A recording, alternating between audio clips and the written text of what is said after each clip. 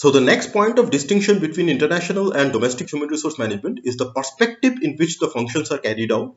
You can obviously understand that the perspectives in which the international human resource management functions are carried out is much broader than the domestic human resource management. The manager in case of international human resource management has to take into consideration more aspects while he makes a decision. But in case of domestic human resource management, the manager can afford to take much lesser aspect into consideration while he is making a decision. An example which is given here under this point, you see that while determining the compensation at an international level, the manager probably has to conduct a separate research regarding the cost of living in different countries so that a parity is maintained while providing the compensation.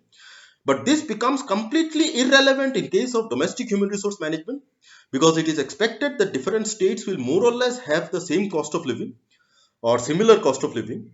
So conducting a research and collecting information regarding the cost of living is a complete waste of time in case of domestic human resource management, but this becomes quite pertinent in case of international human resource management. The next point of discussion is basically the involvement of human resource manager in the personal lives of an employee. So when an employee is given an international assignment, he has to adjust himself, locate himself in an unfamiliar country, in an unfamiliar region.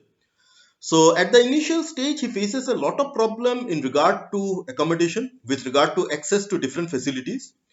So the human resource manager has to take the responsibility, or the organization needs to take the responsibility so that the employees do not face problems and he adjusts himself to this environment as quickly as possible, because unless and until he is able to adjust himself to to an unfamiliar environment, then he will not be able to execute the functions efficiently. So the extent of involvement of human resource manager in the personal lives of an employee in case of international human resource management is much more than in comparison to domestic human resource management. Another point of distinction between international and domestic human resource management is the change in the mix of employees over a period of time in a multinational or in an international organization. So you can understand that when an organization goes international or when an organization opens up a branch in a foreign country, at the initial stage, the branch will be populated by employees of the parent country. But slowly and gradually, when the branch settles down in the foreign country or it wants to develop a goodwill amongst the nationals of that particular country, it will recruit and select more employees from the host country. So there will be a gradual shift in the mix of employees at the initial stage when it will be populated by the parent country national. Slowly and gradually, it will transform into more employees from the host country. So this is another distinction between international and human and domestic human resource management. The next point of distinction is the risk exposure. So the risk exposure of an organization is much more when it has gone international. So there are many risks related to social, political factors.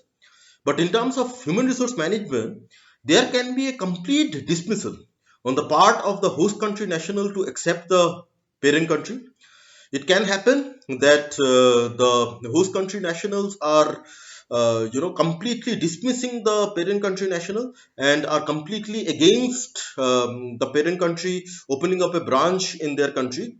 So it can lead to harassment of the employees from the parent country by the host country nationals. There can be a plea on the part of the host country national to the government to seize the license of the branch or the organization which has opened up its branch in the host country. So therefore the risk exposure in case of organization which has gone international or the risk exposure of executing the international human resource management functions are much more than comparison to the in comparison to the domestic human resource management. Then it is said that there are more influences when an organization has decided to go international. That means the external influences are more. Why? Because there is a maxim or an adage that far the organization, more influence it has to face. There will be, more influence of political and legal structure.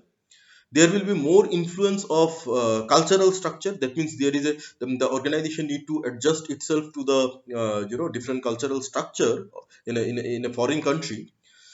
So a country which has gone an organization which has gone multinational or international needs to adjust to different external influences than in comparison to a organization which is confining its operation within a domestic country. So this is how we come to an end of the discussion. So I hope it will benefit you to benefit you to some level. And I know all of you are disappointed, disheartened that you cannot come to the college and attend the classes. So we have to wait till the appropriate time. Fingers crossed, if the situations do not go worse in Assam, then probably we are going to meet soon. This is a video by which I've also wanted to cheer you up, because I know that all of you are disappointed because at the final phase of your course, you have to face this situation. But we have to we have to bear. We need to we need to pray to God that we are able to successfully overcome this situation. So before I come with next discussion, or probably before we meet soon, either in meet soon in the college. So all the love and care from my side to all my students. Please keep studying and have a good day. Have a good time. Goodbye.